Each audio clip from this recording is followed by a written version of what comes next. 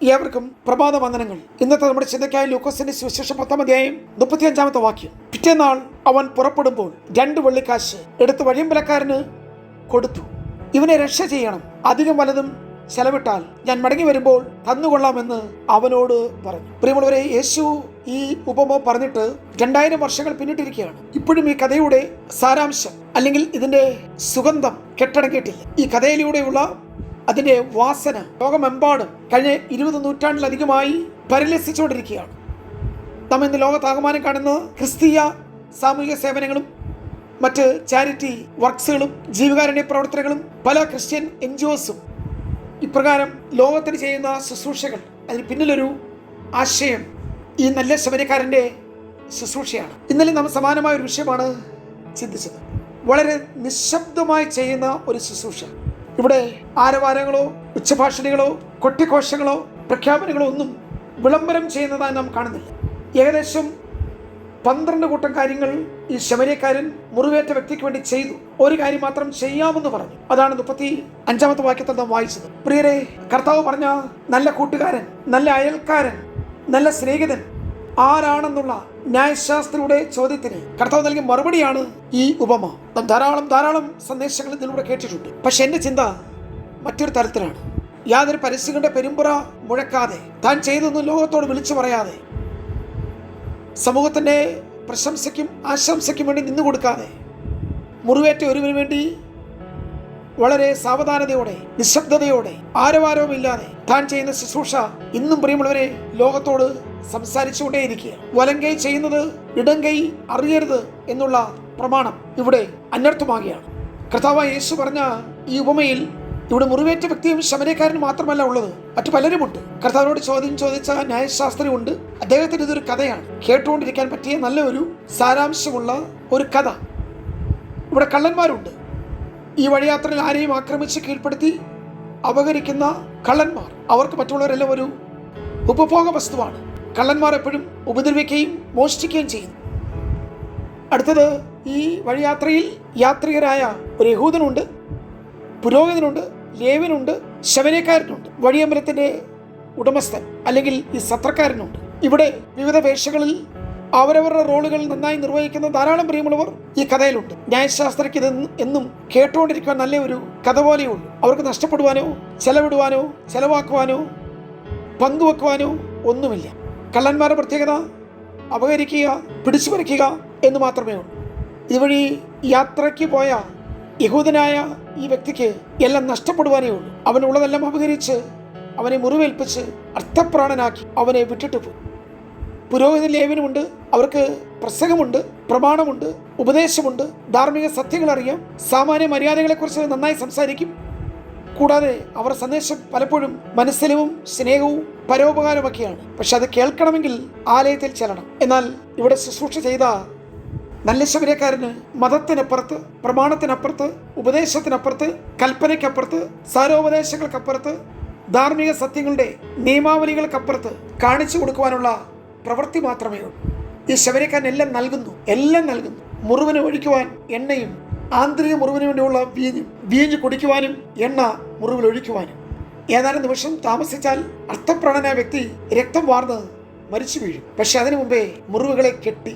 അതുമാത്രമല്ല, ഈ യാത്രക്കാരൻ അവൻ കയറിന്റെ വാഹനമൃഗത്തിൽ മുറിവേറ്റ വ്യക്തിയെ കയറ്റി സുരക്ഷിതമായി ഈ സത്രത്തിൽ കൊണ്ടെത്തിക്കുന്നു. കുടിക്കുവാൻ കൊടുത്ത് ശക്തീകരിച്ചിട്ട് സഞ്ചരിക്കുവാൻ വാഹനവും വിശ്രമിക്കുവാൻ വഴിയമ്പലവും ആ രാത്രിയിൽ അവനോടുകൂടെ പാർത്ത് പിറ്റേ ദിവസമാണ് പ്രോമിസ്, ഓഫർ, വാഗ്ദത്തം നൽകുകയാണ്. ഞാൻ ഇവനെ ഇട്ടിട്ട് ഉപേക്ഷിച്ചിട്ട് പോകുകയല്ല, നീ എന്ത് ഇവന് വേണ്ടി ചെയ്താലും ഇവന്റെ വിഷയത്തിൽ ഞാൻ ഉത്തരവാദിത്തം ഏറ്റെടുത്ത് തിരിച്ചു തരും. അതെ, നല്ല ശമരിയക്കാരനെല്ലാം നഷ്ടങ്ങളാണ്. അവന്റെ സമയം, അവനുള്ളത് മുഴുവൻ, അവന്റെ എണ്ണയും വീഞ്ഞും, അവന്റെ പദ്ധതികളെല്ലാം മാറ്റിവെച്ചിട്ട് സത്രത്തിൽ നിരാശയോടെ, വേദനയോടെ, ഭാരത്തോടെ, മാനസികമായി തകർക്കപ്പെട്ട് കഴിയുന്ന ഈ വ്യക്തിയോടുകൂടെ അതേ രാത്രി അവിടെ താമസിച്ച് പിറ്റേ ദിവസം അവൻ പ്രതീക്ഷിക്കുന്നതിനേക്കാൾ അപ്പുറമായി വലിയൊരു ഓഫർ നൽകും. നമ്മൾ ആ ഭാഗം ചിന്തിക്കുമ്പോൾ 12 കാര്യങ്ങൾ അവന് വേണ്ടി ചെയ്തു. അവനെ കണ്ടു, മനസ്സലിഞ്ഞു. മറ്റു പലരും കണ്ടിട്ട് വഴിമാറിപ്പോയി. കാരണം ഈ വിഷയത്തിൽ ഇടപെടേണ്ട, അന്യൻ്റെ വിഷയമാണ്, നമ്മളെ ബാധിക്കുന്ന വിഷയമല്ല. നമ്മളിവിടെ സമയം ചെലവഴിച്ചാൽ ഈ വ്യക്തിയെ ആക്രമിച്ച കള്ളന്മാർ ഇവിടെ എവിടെയെങ്കിലും കാണുമ്പോൾ നമ്മെ ആക്രമിക്കും. നമ്മളോട് ബന്ധമില്ലാത്ത വിഷയത്തിൽ നമുക്ക് ഇടപെടേണ്ട വിഷയമില്ല. കാരണം മുറിവേറ്റവൻ മരിച്ചാലും മരിച്ചില്ലെങ്കിലും നമുക്ക് വിഷയമല്ല. നമ്മുടെ ശുശ്രൂഷ ആലയത്തിലാണ്. നമുക്ക് അതിനുവേണ്ടി പുൾപിറ്റുണ്ട്, പ്ലാറ്റ്ഫോം ഉണ്ട്, അവിടെ ഉയർത്തിക്കെട്ടിയ പീഠമുണ്ട്, നമുക്കവിടെ സന്ദേശമുണ്ട്, ദൂതുണ്ട്. അവിടുത്തെ നമ്മുടെ പ്രധാന പ്രസംഗം എന്ന് പറയുന്നത് മനസ്സിലിവനെക്കുറിച്ചും കരുണയെക്കുറിച്ചും ഒക്കെ അവിടെ വന്നാൽ നമ്മുടെ പ്രസംഗം ജനത്തിന് കേൾക്കാൻ പറ്റും. പക്ഷെ എന്ത് സംഭവിച്ച പ്രിയമുള്ളവരെ, അന്ന് യെരുശലേം ദേവാലയത്തിൽ നിന്ന് അതിൻ്റെ സ്റ്റേജ് എടുത്ത് കർത്താവ് ഈ ഹൈവേയിൽ, എരികോവിലേക്കോട്ട് പോകുന്ന ഈ ഹൈവേയിലിട്ടു. അവിടെ സമയം കൊടുക്കുവാൻ, ശുശ്രൂഷിക്കുവാൻ, ദൂത് പറയുവാൻ, വെച്ച് കെട്ടുവാൻ ഒരു ഫസ്റ്റ് എയ്ഡ് ബോക്സ് പോലും പുരോഹിതൻ്റെ ലേവിൻ്റെ കയ്യിലില്ല. അവർക്ക് ശുശ്രൂഷ എന്ന് പറയുന്നത് വാചകമടിയാണ്, വാക്യമത്സരമാണ്, വാഗ്ധോരണിയാണ്, സതുപദേശങ്ങളാണ്. എന്റെ പ്രിയമുള്ളവരെ, ജനത്തിന് ഉപകരിക്കാത്ത, മുറിവേറ്റവന് പ്രഥമ ശുശ്രൂഷ നൽകാൻ കഴിയാത്ത, ദുഃഖിതനെ ആശ്വസിപ്പിക്കാൻ കഴിയാത്ത, വീണവനെ എഴുന്നേൽപ്പിക്കാൻ കഴിയാത്ത, ഹൃദയം തകർന്നവർക്ക് പ്രത്യാശയുടെ സന്ദേശം നൽകുവാൻ കഴിയാത്ത, രോഗികളെ സൗഖ്യമാക്കാൻ കഴിയാത്ത, മാനസികമായി തകർക്കപ്പെട്ടവരെ ശക്തീകരിക്കാൻ കഴിയാത്ത എന്ത് സന്ദേശമാണ്, എന്ത് ശുശ്രൂഷയാണ്, എന്ത് സേവനങ്ങളാണ് ഈ പൗരോഹിത്യ നേതൃത്വത്തിന്റെ കയ്യിൽ നിന്ന് ഇനിയും ജനം പ്രതീക്ഷിക്കേണ്ടത്? നല്ല ശമരിയക്കാരന് അവന്റെ കയ്യിൽ കൽപ്പനയുടെ ഭാരമില്ല, ഉപദേശ സംഹിതകളുടെ ഭാണ്ഡക്കെട്ടുകളില്ല, വലിയ കഠിനമായുള്ള നിയമാവലികൾ അവന്റെ കയ്യിലില്ല. പക്ഷേ അവന് കൊടുക്കുവാൻ സ്നേഹമുണ്ട്, പങ്കുവെക്കുവാൻ കയ്യിലെല്ലാം ഉണ്ട്. ഈ ശമരിയക്കാരൻ ഈ വഴിയിൽ യാത്ര ചെയ്യുന്നത് ഇങ്ങനെ മുറിവേറ്റവരെ സഹായിക്കുവാനും കള്ളന്മാർ നടുവിൽ നിന്ന് വിടുവിക്കുവാനും വഴിയമ്പലത്തിൽ പോയി താമസിക്കുവാനല്ല അവൻ യാത്ര തിരിച്ചിരിക്കുന്നത്. അവന് മറ്റൊരു കാര്യത്തിന് വേണ്ടി എവിടെ പോകുവാൻ യാത്ര തിരിച്ചത്. പക്ഷെ ഇത് കണ്ടിട്ട് കടന്നു പോകാൻ കഴിയത്തില്ല. കാരണം പ്രിയമുള്ളവരെ, മനുഷ്യന്റെ പ്രാണവേദനയേക്കാളും വലുതല്ല മതത്തിന്റെ സാരാംശങ്ങളും അതിന്റെ കൽപ്പനകളും. ഇവിടെ ജീവന് വേണ്ടി കേഴുന്ന മനുഷ്യന് നൽകേണ്ടത് ഒരിറ്റു വെള്ളമാണ്, അവന് ചൈതന്യം വരുത്തുവാൻ അവന് നൽകേണ്ടത് പാനീയമാണ്, അവന് മുറിവിൽ നിന്ന് ഒഴുകുന്ന രക്തത്തെ കെട്ടുവാൻ അല്പ തുണിയാണ്. പുരോഹിതന്റെ ലേവിന്റെ കയ്യിൽ പ്രിയമുള്ളവരെ ഇതൊന്നുമില്ല, ഒന്നുമില്ലാത്ത ശുശ്രൂഷകൾ. നമുക്ക് മതങ്ങൾ കുറവായിട്ടല്ല, മതത്തിലെ ഗുരുക്കന്മാരും ആചാര്യന്മാരും അതിന്റെ പുരോഹിതന്മാരും ശുശ്രൂഷ വൃന്ദവും നമുക്ക് കുറവായിട്ടില്ല. പക്ഷെ ഇപ്പോഴും ഉണ്ടെന്ന് പറയുന്ന മതത്തിന്റെ പ്രചാരകർക്ക് കരുണയില്ല, മനസ്സലിവില്ല, ആർദ്രതയില്ല, കൊടുക്കുവാൻ സമയമില്ല, നൽകുവാൻ സമ്പത്തില്ല, കൂടെ ഇരിക്കുവാൻ നേരമില്ല, ആശ്വസിപ്പിക്കുവാൻ വാക്കുകളില്ല, കയ്യിൽ ഒന്നുമില്ല. പിന്നെ ഇതെന്തൊരു മതം, പിന്നെ ഇതെന്തൊരു ശുശ്രൂഷ, പിന്നെ ഇതെന്തൊരു ക്രിസ്തീയത? എന്താണ് പ്രിയമുള്ളവരെ നമ്മുടെ ചുറ്റുപാടിൽ കാണുന്നത്? യേശു എവിടെ നിൽക്കുന്നു? യേശുവിന്റെ ശുശ്രൂഷമാർ എവിടെ നിൽക്കുന്നു?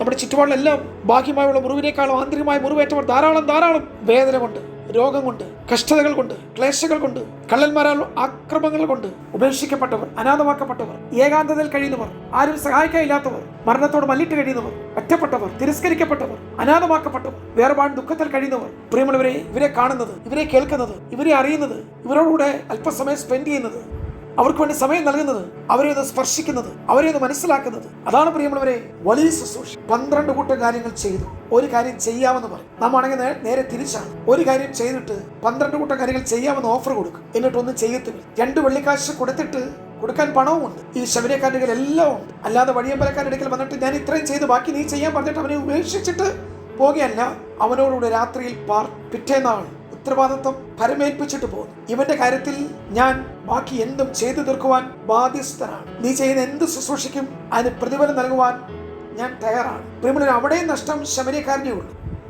സത്രത്തെ ഉടമസ്ഥൻ പണം കൊടുത്താലേ എന്തും ചെയ്യത്തുള്ളൂ. മറ്റു പലരും അങ്ങനെയാണ്.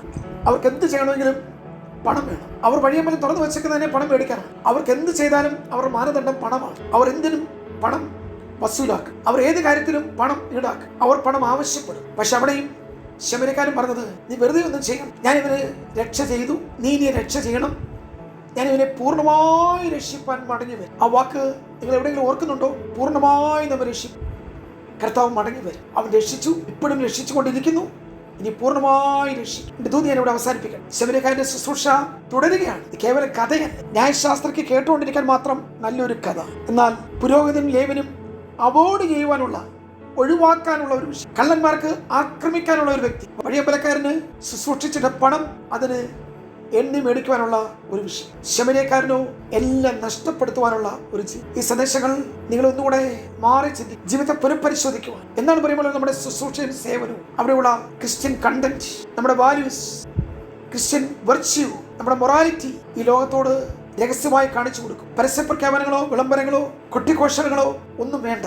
ഇപ്പോഴും ശബരിക്കാരൻ നിശബ്ദമായി ചെയ്യുക. താൻ ഇപ്പോഴും നിൽക്കുന്നത് കള്ളന്മാർ ആക്രമിക്കപ്പെടാവുന്ന അതേ സ്ഥലത്താണ്. പക്ഷെ എന്നിട്ടും ഈ മുറിവേറ്റവനെ ഞാനും അവഗണിച്ചാൽ ഇവിടെ ഒരു മരണം നിശ്ചയമായി സംഭവിക്കും. എന്നാൽ ആ മരണം ഒഴിവാക്കുവാൻ വേണ്ടി തൻ്റെ ജീവനെ നോക്കാതെ, തൻ്റെ ഭാവിയെ നോക്കാതെ, തൻ്റെ സമയത്തെ നോക്കാതെ തന്റെ പ്ലാനും പദ്ധതികളെ നോക്കാതെ എല്ലാം ഈ മുറിവേറ്റവന് വേണ്ടി ചെയ്യുവാൻ ഈ ശമരിയക്കാരൻ തയ്യാറായി. ഇതാണ് പ്രിയമുള്ളവരെ ഈ പ്രഭാതത്തിലെ സന്ദേശം.